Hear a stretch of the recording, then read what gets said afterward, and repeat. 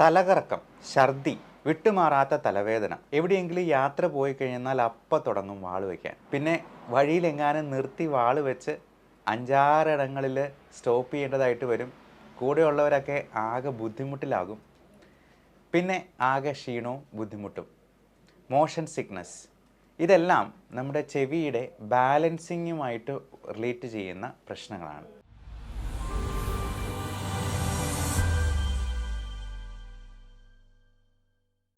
ഏറ്റവും കൂടുതൽ ആൾക്കാരെ അഫക്റ്റ് ചെയ്യുന്ന ചില പ്രശ്നങ്ങളാണ് ഈ തലകറക്കം, മോഷൻ സിക്നസ്, മൈഗ്രെയിൻ തലവേദന തുടങ്ങിയ കാര്യങ്ങൾ. അപ്പോൾ ഇതിന് പല വിധത്തിലുള്ള കാരണങ്ങളുണ്ട്. അതിന് ഏറ്റവും പ്രധാനമായിട്ടുള്ള കാരണം ബിനൈൻ പരോക്സിസമൽ പൊസിഷണൽ വെർട്ടിഗോ എന്ന് പറയുന്ന ഒരു സംഗതിയാണ്. BPPV എന്ന ഷോർട്ട് ഫോമിൽ അറിയപ്പെടുന്ന ഒരു സംഗതി. അത് നമ്മുടെ ചെവിയുടെ ബാലൻസിങ്ങിന് ഹെൽപ്പ് ചെയ്യുന്ന ചില ഓർഗൻസിൽ ഉണ്ടാകുന്ന ഹൈപ്പർ സെൻസിറ്റിവിറ്റിയാണ്, അമിതമായ പ്രതികരണം. അതിനെക്കുറിച്ച് നമുക്ക് വ്യക്തമായിട്ട് പറയാം. പിന്നെ ഇതിന് പല കാരണങ്ങളുണ്ടാകാം. 90% BPPV തന്നെ ആയിരിക്കാം ഇതുപോലുള്ള തലകറക്കങ്ങൾക്ക് കാരണമാകുന്നത്. അതല്ലാതെ വേറെ സങ്കീർണമായിട്ടുള്ള ഇയർ ഇൻഫെക്ഷൻസ് ഉണ്ടെങ്കിൽ വരാം, തലയ്ക്കുള്ളിൽ എന്തെങ്കിലും ട്യൂമർ ഉണ്ടെങ്കിൽ വരാം, തലവേദനയായിട്ടും ഛർദിയായിട്ടും ഒക്കെ ഉണ്ടാകാം. അത് സാധാരണ വിധത്തിലുള്ള ട്രീറ്റ്മെൻറ്റ് കൊണ്ട് മാറിയില്ലെങ്കിൽ ഡോക്ടർ പലപ്പോഴും സ്കാൻ ചെയ്ത് നോക്കാനൊക്കെ പറയുന്നത് ഈ കാരണത്താലാണ്. എന്നാലും ഈ BPPV എന്ന് പറയുന്ന അസുഖം ഏറ്റവും കോമൺ ആയിട്ട് പ്രശ്നങ്ങൾ ഉണ്ടാക്കുന്ന ഈ സംഗതി നമുക്ക് വീട്ടിൽ തന്നെ ചെയ്യാവുന്ന ലഘു വ്യായാമങ്ങൾ കൊണ്ട് അത് പൂർണ്ണമായിട്ടും തന്നെ കൺട്രോൾ ചെയ്യാം, മാറ്റിയെടുക്കാം. അതല്ലാണ്ട് ഇതിന് മരുന്ന് സ്ഥിരമായിട്ട് കഴിച്ചുകൊണ്ടിരിക്കുന്നവരുണ്ട്. അങ്ങനെ മരുന്ന് കഴിക്കുന്നത് ഇതിന് അഭികാമ്യമല്ല എന്നും കൂടി പറയട്ടെ. ഇതുപോലുള്ള കാര്യങ്ങൾക്ക് മരുന്നുകൾ നമ്മൾ ഉപയോഗിക്കുന്നത് ഇതിൻ്റെ ഈ ഹൈപ്പർ സെൻസിറ്റിവിറ്റിയെ സപ്രസ് ചെയ്യാനായിട്ടാണ്. അങ്ങനെ സപ്രസ് ചെയ്യുമ്പോൾ ഇത് പൂർണ്ണമായിട്ടും ഈ അസുഖം മാറുകയല്ല ചെയ്യുന്നത്, പകരം തൽക്കാലത്തേക്ക് ഒരു ആശ്വാസം കിട്ടുക മാത്രമാണ്. നമുക്കിതിൻ്റെ സാങ്കേതിക വശം ഒന്ന് പരിശോധിക്കാം. ഇതിൻ്റെ വ്യായാമങ്ങളെക്കുറിച്ചും വിശദമായിട്ടൊന്ന് പറയാം. നമസ്കാരം, ഞാൻ doctor Bipin Jose, pulmo medical centre, Pala, Kanjirappally and Sultan Bathery.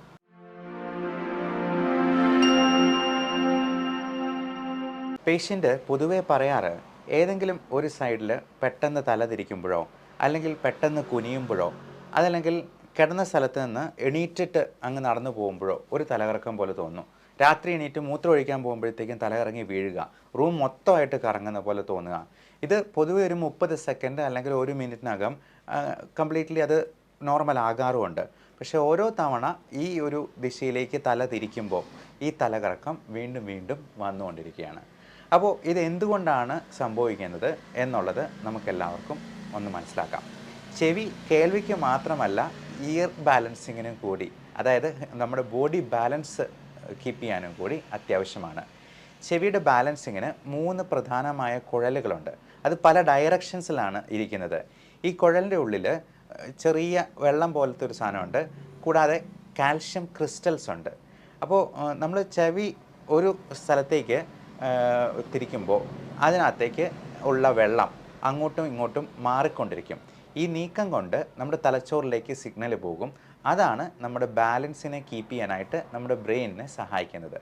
അപ്പോൾ നമ്മൾ ഈ വ്യക്തി തിരിയുമ്പോൾ തല അങ്ങോട്ടോ ഇങ്ങോട്ടോ മാറുമ്പോഴത്തേക്കും ഈ പറയുന്ന മാറ്റം ഉണ്ടാകുന്നുണ്ട്. അതേപോലെ തന്നെ ഇതിൻ്റെ ചെവിയുടെ ബാലൻസിങ് ഓർഗൻ്റെ ഒരു ഭാഗത്ത് കാൽഷ്യം ക്രിസ്റ്റൽസും ഉണ്ടാകും.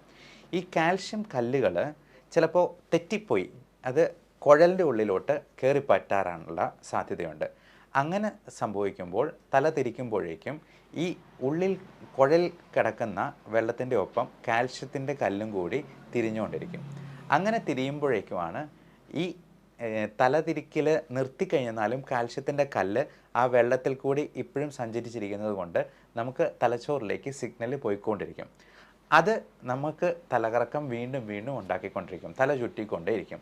അപ്പോൾ ഇത് കാരണമാണ് പേഷ്യൻറ്റിന് ചില പ്രത്യേക ദിശയിലേക്ക് തല തിരിക്കുമ്പോഴത്തേക്കും തല നല്ലപോലെ ചുറ്റും, റൂം മൊത്തമായിട്ട് തല കറങ്ങുന്ന പോലും. എന്നാൽ ഒരു 30 സെക്കൻഡ് കൊണ്ട്, ഏറിപ്പോയെന്ന ഒരു 5 മിനിറ്റ് കൊണ്ട് തലകറക്കം നിന്ന് പോകും. പക്ഷേ അതിനുള്ളിൽ ചിലപ്പോൾ ആൾ താഴെ വീണ് അപകടം പറ്റാനുള്ള സാധ്യതയുണ്ട്. അപ്പോൾ ഇതിൻ്റെ കാരണം കൃത്യമായിട്ട് കണ്ടുപിടിക്കുക. അത് അതിൻ്റെ ചികിത്സ എന്താണെന്ന് നമുക്ക് നോക്കാം.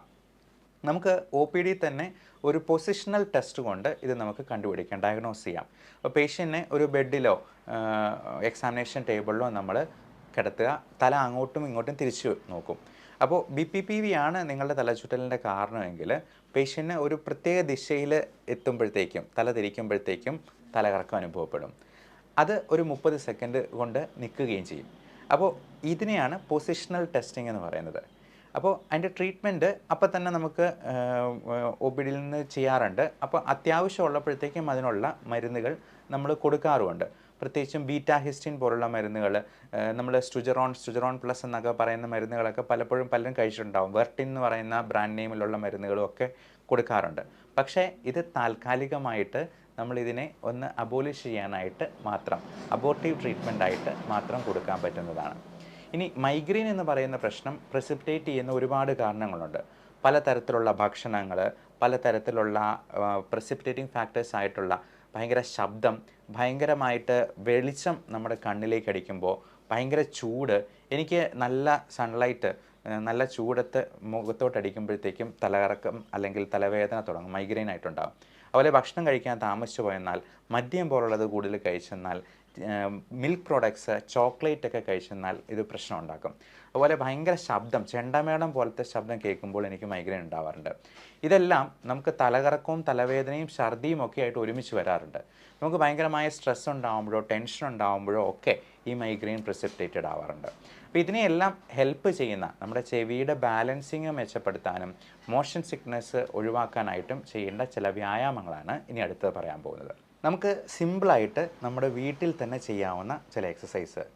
ഇതിൽ നമ്മൾ എന്തൊക്കെ മരുന്നുകളുണ്ടെന്ന് പറഞ്ഞാലും ഈ കാൽഷ്യം ക്രിസ്റ്റൽസിൻ്റെ ഹൈപ്പർ സെൻസിറ്റിവിറ്റിയെ അബോലിഷ് ചെയ്യാനായിട്ട് നമുക്ക് വ്യായാമം കൃത്യമായിട്ട് ചെയ്യുക എന്നുള്ളത് തന്നെയാണ് ഇതിന് ഏറ്റവും ഫലപ്രദമായ മാർഗം.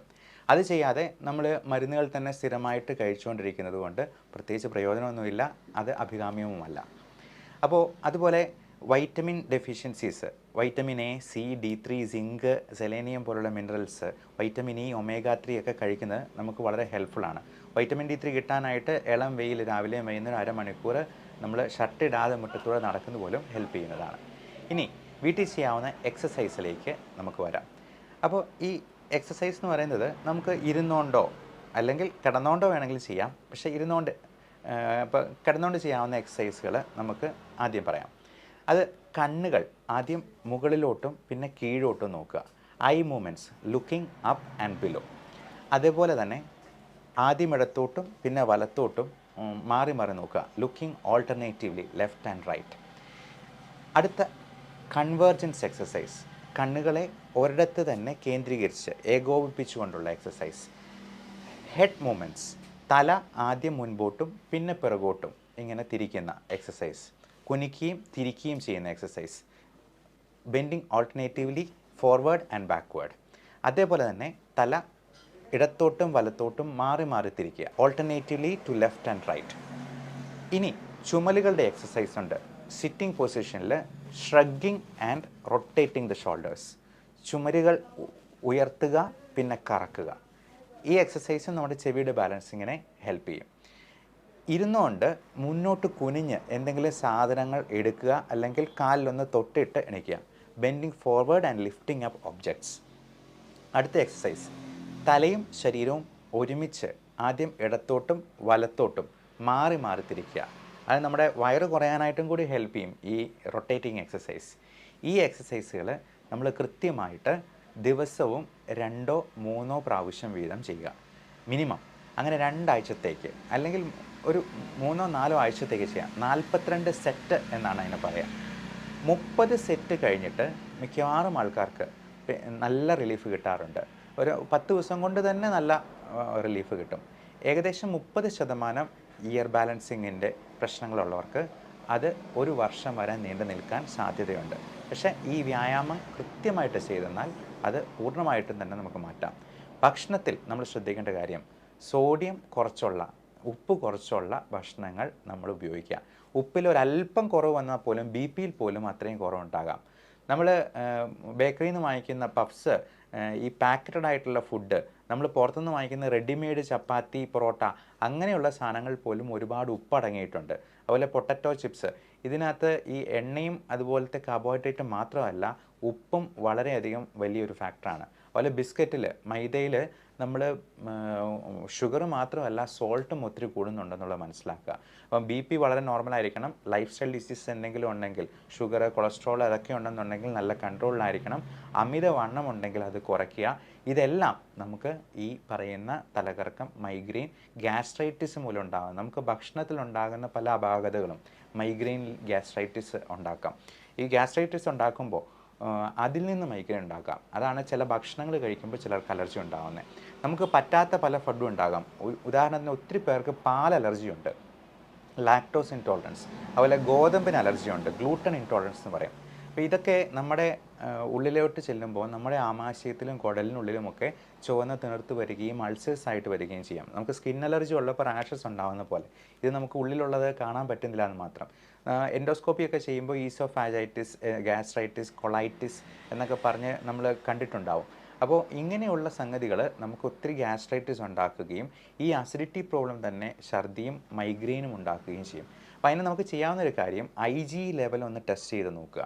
IG ലെവൽ ഒത്തിരി കൂടുതലാണെങ്കിൽ നമ്മൾ ഫുഡിൻ്റെ അലർജി, ഇൻടോളറൻസ് നോക്കാനായിട്ട് ഒരു സ്കിൻ പ്രിക് ടെസ്റ്റ് ചെയ്ത് നോക്കുക. നമ്മൾ ഓരോ ഭക്ഷണ സാധനങ്ങളുടെയും മരുന്നിൻ്റെ ടെസ്റ്റോസ് ഇടുന്ന പോലെ ഓരോന്നിൻ്റെ റിയാക്ഷൻ നോക്കി മനസ്സിലാക്കി അത് ഏതൊക്കെയാണെന്ന് കണ്ടുപിടിച്ച് അതങ്ങ് ഒഴിവാക്കി നിർത്തിയാൽ തന്നെ പകുതി പ്രശ്നങ്ങൾ മാറും. IG ലെവൽ ഒത്തിരി കൂടുതലുണ്ടെങ്കിൽ അതിന് നല്ല അലർജി ഉണ്ട് എന്നുള്ളതാണ് നമ്മൾ മനസ്സിലാക്കേണ്ടത്. ഇമ്മ്യൂണോതെറാപ്പി എന്ന് പറയുന്ന ട്രീറ്റ്മെൻറ്റ് വഴി അലർജിയെ നമുക്ക് പൂർണ്ണമായിട്ടും ഡീസെൻസിറ്റൈസ് ചെയ്തെടുക്കാം. അത് എത്ര ചെറുപ്രായത്തിലേ ചെയ്യുന്നു അത്രയും നല്ലത്. അല്ലെങ്കിൽ അത്രയും കാലത്തേക്ക് എത്രയും പെട്ടെന്ന് ഈ അലർജി മാറ്റിയില്ലെന്നുണ്ടെങ്കിൽ നമ്മുടെ ജീവിതകാലം മുഴുവൻ അലർജി പല തരത്തിൽ നമ്മളെ ബാധിച്ചുകൊണ്ടിരിക്കും. അത് വൈറസ് സംബന്ധമായ പ്രശ്നങ്ങൾ മാത്രമല്ല, ചിലപ്പോൾ സ്കിന്നിൽ റാഷസ്, സ്കിന്നിൽ നിറവ്യത്യാസം, പിഗ്മെൻറ്റേഷൻ, മൂക്കടപ്പ്, തുമ്മൽ, കണ്ണ് ചൊറിച്ചിൽ, ചുമ, കഫക്കെട്ട്, ശ്വാസം മുട്ടൽ, ഇത് സൈനസിൽ കഫക്കെട്ടുണ്ടായിട്ട് സൈനസൈറ്റിസ് ആയിട്ടുണ്ടാവുക, അതിൽ നിന്നുണ്ടാകുന്ന തലവേദന, ഛർദി, വിട്ട് പനി, കൊച്ചു പിള്ളേർക്കാണെങ്കിൽ എല്ലാ മാസവും തന്നെ അഡ്മിറ്റ് ആകേണ്ട കേസ് കേട്ട് എന്നും ആൻറ്റിബയോട്ടിക്ക് തന്നെ പോകേണ്ടി വരിക. ഇതെല്ലാം നമുക്ക് കൃത്യമായിട്ട് അലർജി ട്രീറ്റ് ചെയ്ത് മാറ്റുന്നതിലൂടെ പ്രിവെൻറ്റ് ചെയ്യാനായിട്ട് പറ്റും. മാത്രമല്ല ഇങ്ങനെയുള്ള ഇൻഫെക്ഷൻസ് കൊണ്ട് ചെവിയുടെ ഇൻഫെക്ഷൻസ്, ചെവി വേദനയൊക്കെ ഉണ്ടാകുന്ന കുഞ്ഞുങ്ങൾക്ക് നമുക്കിതിനുള്ള വാക്സിനേഷൻസ് കൊടുക്കാം. ഇതുപോലുള്ള റെസ്പിറേറ്ററി ഇൻഫെക്ഷൻസ് മെയിനായിട്ടും ഇൻഫ്ലുവൻസ വൈറസും ന്യൂമോകോക്കൽ ബാക്ടീരിയയുമാണ് ഉണ്ടാകുന്നത്. ഇതിന് രണ്ടിനും വളരെ ഫലപ്രദമായിട്ടുള്ള വാക്സിൻസ് ഇന്ന് അവൈലബിൾ ആണ്. എൻ്റെ മോന് ഞാൻ കൊടുത്തിട്ടുണ്ട്, എനിക്കെടുത്തിട്ടുണ്ട്, എൻ്റെ പേരൻസിനുമൊക്കെ ഞാൻ എല്ലാ വർഷവും ഇൻഫ്ലുവൻസ ഫ്ലൂ വാക്സിൻ, അത് വിദേശത്തൊക്കെ എല്ലാ ആളുകൾക്കും നമ്മൾ വിൻ്ററിന് മുൻപായിട്ട് ഗവൺമെൻറ് തന്നെ അങ്ങോട്ട് പറഞ്ഞ് എടുപ്പിക്കാറുണ്ട്. അതുപോലെ തന്നെ ഫ്ലൂ ഷോട്ട് പോലെ തന്നെ 5 വർഷത്തേക്കുള്ള ബാക്ടീരിയൽ ഇൻഫെക്ഷൻ പ്രിവെൻറ്റ് ചെയ്യാനായിട്ടുള്ളതാണ് ന്യൂമോകോക്കൽ വാക്സിൻ. അലർജി ഉള്ളവർക്ക് പെട്രോൾ കിടക്കുന്ന പോലെയാണ്, അത് അടുത്തൂടെ ഒരു തീപ്പൊരി പോയെന്നാലും കയറി പിടിക്കും. അത് മാറി വരാനായിട്ട് നമുക്ക് ചിലപ്പോൾ മാസങ്ങളോ, ചിലപ്പോൾ അത് മാറിയില്ലാന്ന് തന്നെ വരും. അതിൻ്റെ കൂടെ ചുമയും ശ്വാസമുട്ടലും ഒക്കെ കൂടെ വരാൻ സാധ്യതയുണ്ട്. അപ്പോൾ ഇത്തരത്തിലുള്ള റെസ്പിറേറ്ററി ഇൻഫെക്ഷൻസ് നമ്മുടെ ചെവിയിലോട്ടും പെട്ടെന്ന് സ്പ്രെഡ് ചെയ്യും. കാരണം ഇതിനെ രണ്ടിനെയും കണക്ട് ചെയ്യുന്ന ഒരു ട്യൂബാണ് യൂസ്റ്റേഷ്യൻ ട്യൂബ് എന്ന് പറയും. കുഞ്ഞുങ്ങൾക്ക് അത് വളരെ സ്ട്രെയിറ്റ് ആയിട്ടിരിക്കുന്നതുകൊണ്ട് പെട്ടെന്ന് തന്നെ ഇൻഫെക്ഷൻസ് ചെവിയിലോട്ട് പോവുകയും ചെവി വേദനയായിട്ട് കുഞ്ഞുങ്ങൾ രാത്രി മുഴുവൻ ഉറക്കമില്ലാതെ കരച്ചിലും ഒക്കെ ഉണ്ടാകാൻ സാധ്യതയുണ്ട്. എന്നാൽ വളർന്നു വരുമ്പോഴത്തേക്കും ആ യൂസ്റ്റേഷൻ ട്യൂബിന് ചെറിയ വളവുകളൊക്കെ ഉള്ളതുകൊണ്ട് അത്ര പെട്ടെന്ന് തന്നെ ഇൻഫെക്ഷൻ സ്പ്രെഡ് ചെയ്യുന്നില്ല എന്നുള്ളതുകൊണ്ട് ഈ പറയുന്ന ഓട്ടൈറ്റിസ് മീഡിയ എന്ന് പറയുന്ന കണ്ടീഷൻ മുതിർന്നവരിൽ അത്ര സാധാരണമല്ല, എന്നാലും ഉണ്ടാകാനുള്ള സാധ്യതകൾ ഉണ്ട് എന്നുള്ളതാണ്. അതുകൊണ്ട് ഇൻഫെക്ഷൻസിനെ പ്രിവെൻറ്റ് ചെയ്യുക, അലർജി പൂർണ്ണമായിട്ടും ട്രീറ്റ് ചെയ്ത് മാറ്റുക. വെർട്ടിഗോയുടെ മെയിൻ കാരണം, തലകറക്കത്തിൻ്റെ മെയിൻ കാരണമായ BPPVക്ക് നമ്മൾ വേറെ മരുന്നുകൾ കഴിച്ചുകൊണ്ടിരിക്കുകയല്ല, ഞാൻ ഈ പറഞ്ഞ വ്യായാമങ്ങൾ കൃത്യമായിട്ട് ചെയ്ത് അത് പൂർണ്ണമായിട്ട് മാറ്റുക. എല്ലാവർക്കും നല്ല ആരോഗ്യം ഉണ്ടാവട്ടെ. Love and regards doctor Bipin Jose, pulmo medical centre, Pala, Kanjirappally and Sultan Bathery.